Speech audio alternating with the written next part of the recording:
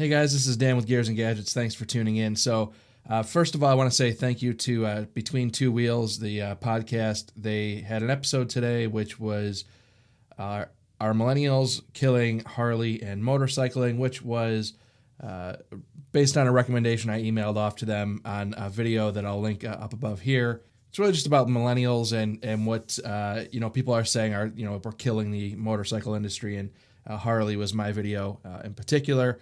That's the beauty of podcasts, is that you get into some long form conversations and topics like that really deserve more attention than just a 10-minute YouTube video. So I'm actually really happy those guys went into it. Now for today's video, I wanted to do a quick update. I published a video about me changing my tires on my 2018 Heritage 114 and the nightmare that job was.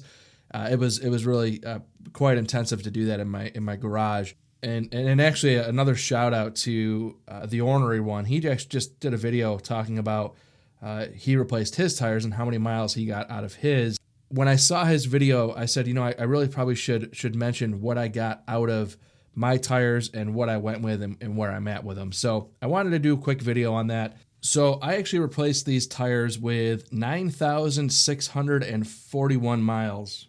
Yeah, 9,641 miles on the bike. And these are the Dunlop, it's D401s. They're the stock Dunlops that come on the bike. I'm going to use my tread depth gauge here to tell you exactly what I got out of these. So here we are down to 230 seconds. So these tires were roasted. They were done, especially with this ride coming up to Paris, Texas. It's going to be 2,400 miles round trip. These tires have seen better days, so I wanted to switch. Now, interesting enough, these Dunlops, these are actually made in my hometown of Buffalo, New York.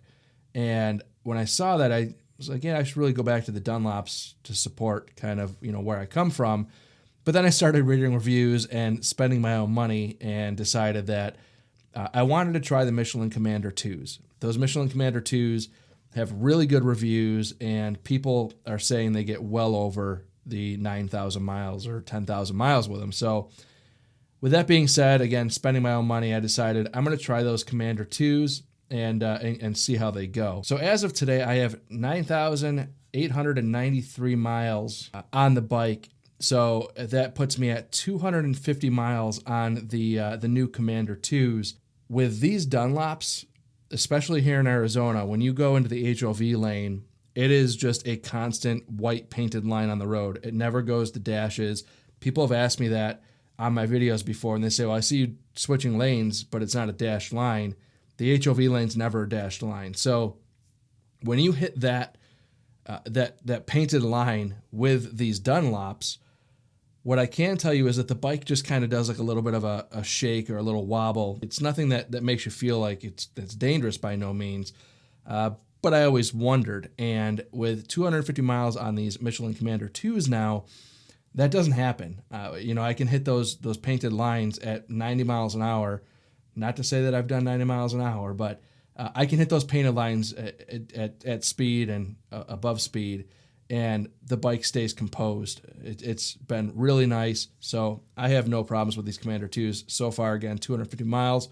I absolutely love them. So I will do another update on these tires after I get back from Paris, Texas. So I will put 2,400 miles on these, and I'll have a much better review at that point.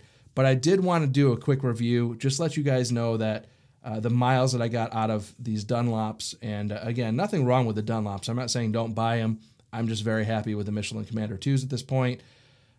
Also, an interesting note is that the tread pattern on these Commander IIs threw me for a little bit of a loop.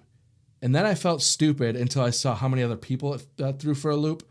The tread pattern is directional. So these Dunlops have almost a non-directional pattern. They're very, just straightforward, in my opinion. But the Michelins, when I put them on, you pay attention to the way the arrow is pointing. The arrow always points to the front so that the tires are spinning in the appropriate direction.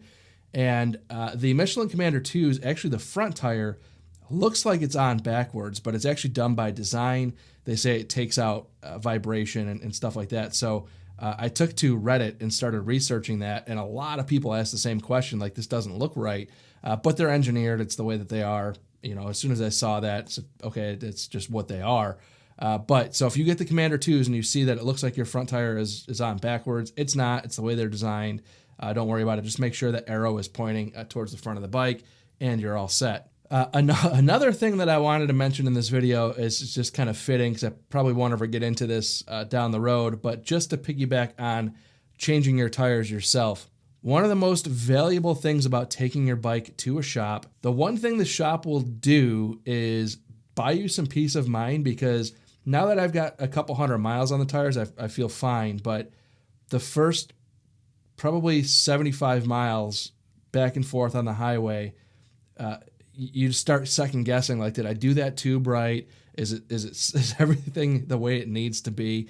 Not worried about like the axles or anything like that, like nothing crazy like falling off the bike, but you know, did I pinch the tube? Am I going to be going 80 miles an hour down the highway, and something that I did dumb is going to just have a catastrophic blowout in the tires? And so maybe that's just me, but that's the one thing I noticed. The most valuable part about paying a shop is, I think the fear of a lot of that stuff goes away, and maybe it's unfounded. I don't know. But what I have to say is that's one thing I noticed by doing that tire change myself, was just that added additional, you know, did I screw something up thought process. So funny story, and the reason probably why I'm a little bit more,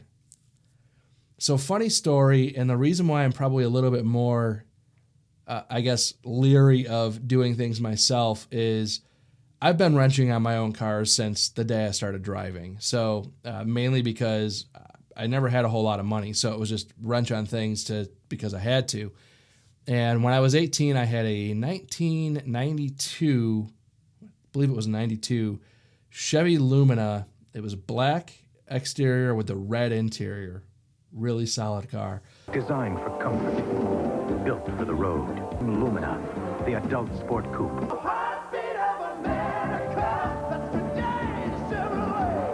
But I remember I did my brakes in the driveway, and later that day I was driving in town, and all of a sudden my rear driver's side tire locked up, and I was only doing like 30 miles an hour, but it scared the crap out of me. And I got out of the car and I noticed that the rear caliper somehow wedged, so one of the bolts wasn't in, and the caliper came loose, and it literally just came up and wedged itself into the side of the rim and just locked the tire up.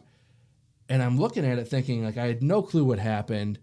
I remember calling my father saying, hey, I need you to come out here and figure out how we're going to get this car home, because I effectively had no brakes. And I walked down the road and I found the bolt for the caliper sitting on the road. And I'm like, how? I know for a fact that I tightened that thing down. So this happened 18 years ago, and that has never left me. So anytime I wrench on anything that I've done ever since then, it's always double check, triple check all the bolts, make sure everything's torqued down, make sure it's where it needs to be.